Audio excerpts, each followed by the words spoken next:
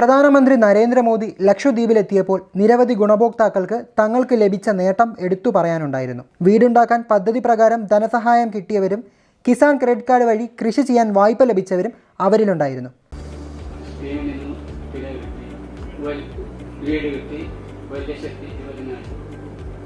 मकान मिला आपको? मकान मिला, 1,20,000 रुपया मिला और घर बनाया. വാഴകൃഷിയും നാളികേരവുമാണ് ഒരാൾ കൃഷി ചെയ്തത്. കിസാൻ ക്രെഡിറ്റ് കാർഡ് വഴി വായ്പ കിട്ടിയത് മൂലം പുറത്തുനിന്ന് ആളുകളോട് പണം കടം വാങ്ങുന്നത് ഒഴിവാക്കാൻ അയാൾക്ക് സാധിച്ചു. കിസാൻ ക്രെഡിറ്റ് കാർഡിൽ നിന്ന് 1.5 ലക്ഷം രൂപ ലോൺ കിട്ടിയിട്ടുണ്ടായിരുന്നു. അതുകൊണ്ടാണ് ഇപ്പോൾ ഞാൻ ബനാന, കോക്കനട്ട് ഇതെല്ലാം കൃഷി ചെയ്യുന്നത്.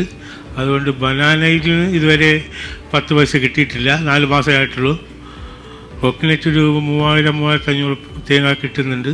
ആ സ്കീം കിട്ടിയത് കൊണ്ട് പുറത്തുനിന്ന് പൈസ വാങ്ങേണ്ടി വന്നില്ല.